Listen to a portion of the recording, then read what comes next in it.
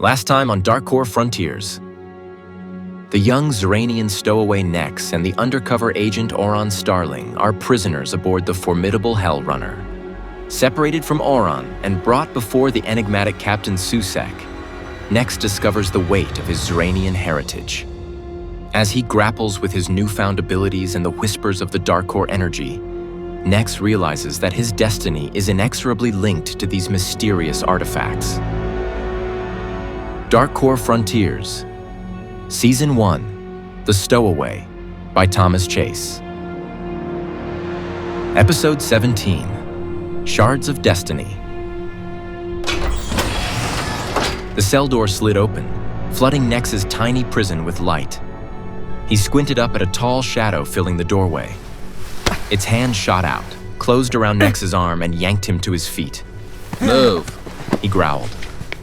Nex stumbled forward on stiff legs. A squad of heavily armed guards fell into formation around them, their fractal weapons reflecting the brig's cold glare. As they marched, Nex tried to psych himself up. This was it. The big moment he'd been waiting for. He did his best to push away the doubt that gnawed at his insides. They rounded a corner and came up against a blast door posted with warning symbols. The tall officer and another guard pressed their palms against twin biometric scanners. The door slowly rose, revealing a high-security containment room beyond. The room was a converted storage bay. It stretched at least 30 meters across, its ceiling lost in shadows far above. White light poured from recessed fixtures. Scattered throughout the room were islands of medical equipment, scanners, neural interface stations, and even a surgical suite sealed behind panels of transparent aluminum. In the middle of the room, there was a massive circular platform, easily 10 meters across. Blast-resistant observation windows lined the walls. Through the thick, sapphire-infused glass, Nex could see people in white lab coats just standing there, looking all nervous and excited. But it was the figure bound to a chair with hard light cuffs that made Nex stop. Oron Starling.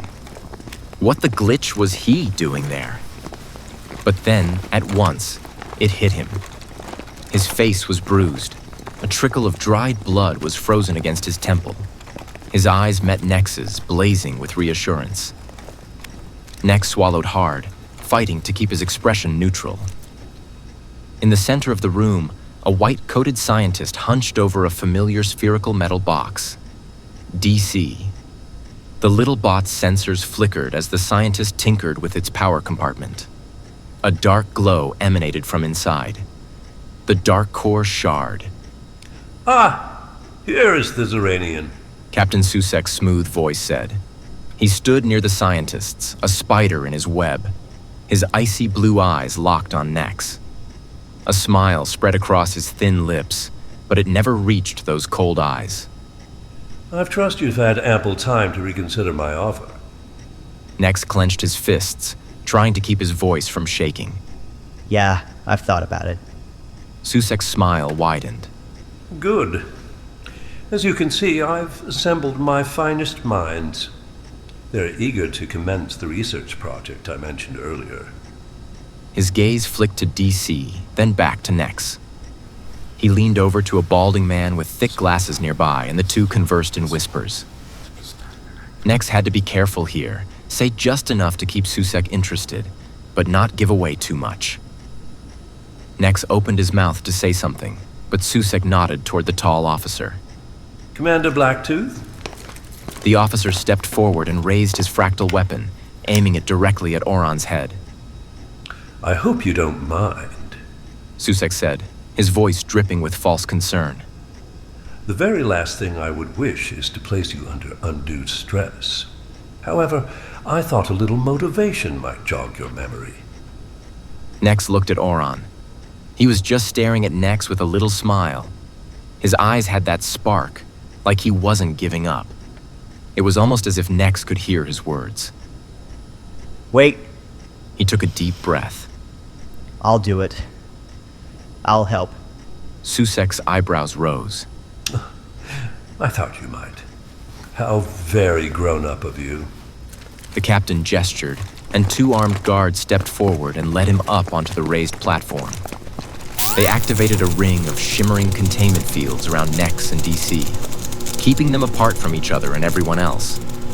Nex felt all the little hairs on his arms standing up from the static. Now then, Susek said, leaning forward. we'll commence. His eyes scanned the group of scientists before settling on an unexpected figure. Dr. Slime, The Luminid's bulbous eyes bore into Nex's for a moment before swiveling towards Susek, looking scared. He spoke to him in a voice that Nex could barely make out through the buzzing containment field. Aha, I noticed something strange, you see, Captain. On my initial scan. Anomalies. Anomalies I couldn't explain at the time. Who could have known those little anomalies would lead to this? Susek's eyes glittered. scan him again. Nex felt the tingle of neutrino beams passing through his body. The scientist's excited murmurs filled the air. Nex strained to hear. A thin man with wild gray hair leaned in closer to his screen. There are mining fragments here along the thoracic region of the spinal column T3 to T7 vertebrae. Another scientist, a squat woman, jumped in. Also here. Concentrations near the cervical vertebrae C4 and C5. The energy signatures are the same. What are we looking at? The energy signatures match the extra-dimensional harmonics of the shard. What exactly do you mean by that, Dr. Griggs? The man shrugged. We don't know. The squat woman spoke again, her voice hushed. If these fragments are interfacing directly with his spinal cord, the gems could be using his nervous system as a conduit. Susek stepped closer, his eyes narrowing. Next looked at DC, then back at Susek.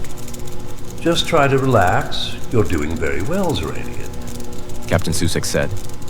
Now, what can you tell us about these shards?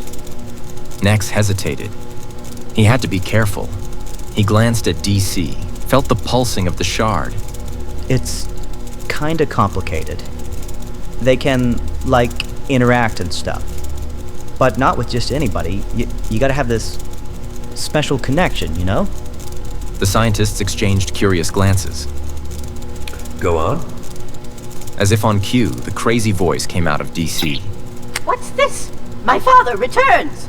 We've been scouring the multiverse for you, turning over every rock, pebble, and occasionally confused wombat. But all we found were twerps. Twerps to the left, twerps to the right, twerping here, twerping there. Last time you ended the conversation so quickly, we did not understand. But now that you're here, we shall unravel these mysteries. Nex cringed hard. He'd hoped to control what information he gave out. Susek leaned in, his eyes gleaming. Very good.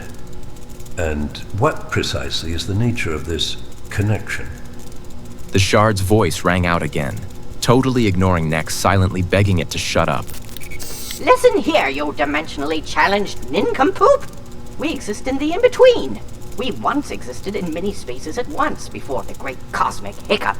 In this timeline, we've lost Zrayne, but my father, that sly Zraynian sproutling, forged in the fiery crucible of Zrayne's cataclysmic end. He's got a trick up his antimatter screwdriver. Nex squeezed his fists. He could see the wheels turning in Susek's mind. He licked his lips. Tell me about this cataclysm. I find that subject captivating. How does one unlock such awesome power? What is this you speak of unlocking? This is no door, no cupboard, no spoon. No, our dear confused one. We tried to save Zrayne. Who is this crazy voice we're speaking to? Your puny brain box couldn't fathom our multifaceted existence if it tried for 1,000 eternities. I am Captain Susek, and I'm very pleased to make your acquaintance. Aha! I see now. The clever ruse, the cosmic sleight of nosehole. My father, that sly Zraynian comet rider, must have slipped off, leaving you to contend with my madness. Susek's frown deepened. No, but I am interested in your story. Please continue. You spoke of trying to save Zrayne. Susek's eyes were becoming more ravenous. But you didn't. I want to know how you destroyed it. We tried to move our Zraynian kin to one of our other spaces.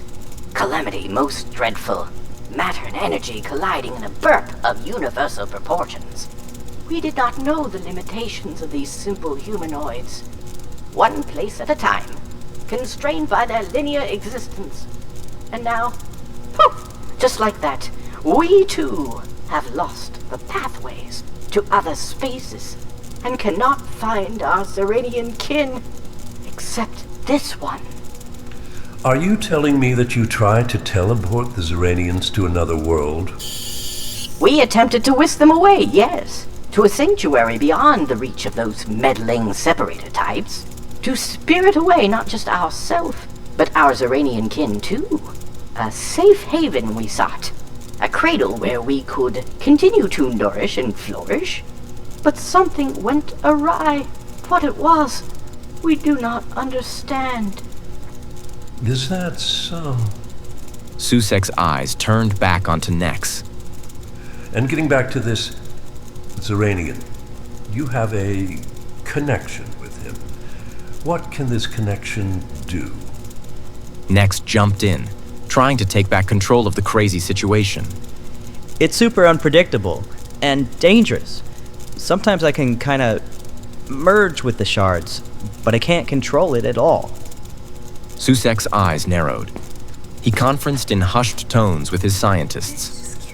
They looked concerned and shook their heads. Finally, after some back and forth, Captain Susek looked up and addressed Nex once more. Can you provide a demonstration? This was it. His opening. He took a deep breath and steadied himself. He looked over at Oron, hoping he'd give Nex that "you got this" look. But he just stared at Nex with huge eyes as if he couldn't believe what was happening. It threw Nex off even more. I'd actually need to touch the shard to show you. Susek hesitated. For a minute, Nex thought he messed up. But then the captain nodded. Very well. He waved to the scientists. Let us see what our young Zraynian is capable of. The energy field separating Nex and DC flickered and died. It was working. So far.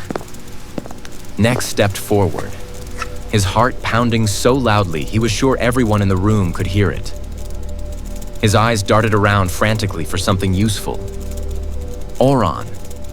The hard light cuffs fastened him to the chair with two bright bands of light. No one was looking at him right now. Commander Blacktooth had dropped his weapon a little. Nex remembered what he had said about coming in last in combat. If Nex was able to short-circuit his cuffs, he would at least have the element of surprise. Would that be enough? Proceed. There's no need to be nervous. Nex reached out, his fingers trembling as he opened DC's power compartment to reveal the shard inside. This was it. He stared at DC's optical sensors, trying to mentally yell at the shard to listen to him. Then he took a deep breath and looked right at Oron's cuffs. Time seemed to slow as Nex reached out and touched the shard. Just like before, he felt the tingling starting at the tips of his fingers and moving throughout his body towards his face. In a flash, reality fractured as the room separated into a spray of particles, sending him hurtling through a swirling vortex of light and energy. He was everywhere and nowhere. Colors flew by, moving past in blinding blurs of speed and lights. Glowing strands of code swirled around him so fast he couldn't get a hold of anything. He could sense the ship's systems, feel the ebb and flow of power coursing through its circuitry. He had to focus, to slow things down enough to find something he could actually do. His awareness brushed against a familiar energy signature. Nex reached out, trying to interface with the cuff's programming. But the digital realm pushed back, resisting his clumsy attempts at control. Panic clawed at Nex. He was in over his head, lost in an ocean of information he couldn't begin to comprehend. The data streams pressed in, squeezing tighter and tighter until... With a flash, Nex's consciousness snapped back to his body. He stumbled, nearly falling as the room spun around him. Alarms shrieked. Emergency lights leapt on and off. Incredible. Susek's eyes widened. Nex blinked his vision clear. The Shards' presence shouted in his mind now. Vast, ancient, beyond understanding. Nex fell to the floor as the sensation pounded over him. Out of the corner of his eye, there was a flash of movement. He felt as if he was just about to black out as he watched the lithe figure of Orin Starling take out a guard. As the guard fell, Orin's hand wrapped around the grip of his fractal weapon. Blacktooth raised his weapon. Before he had a chance to squeeze the trigger, Orin opened a rift next to its power cell. The effect was instantaneous. The power cell, its containment field disrupted by the spatial anomaly, collapsed in a catastrophic release of energy. The explosion threw everyone back. A blinding flash filled the room, sending out a shockwave.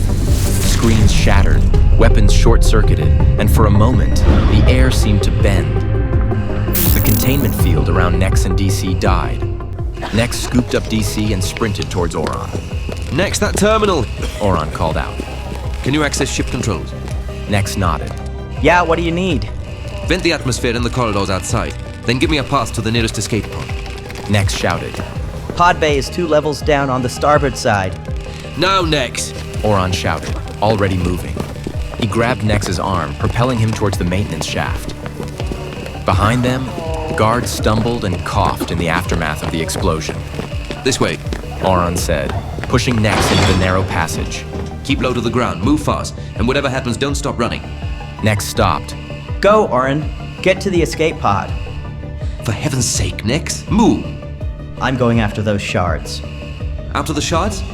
Have you taken leave of your senses, Nex? You can't go after the shards. Those artifacts are contained in the cargo hold under heavy guard. We haven't a prayer of reaching them. And even if we did, there's no conceivable means of removing them from this vessel. Nex sighed. No, I'm not trying to take them. I'm going to destroy them.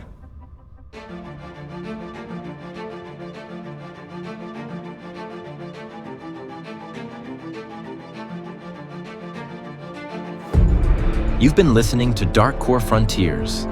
If you enjoyed the story, be sure to subscribe to our YouTube channel, Wondrous Legends.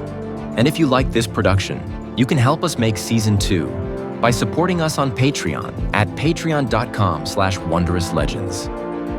Thank you for listening.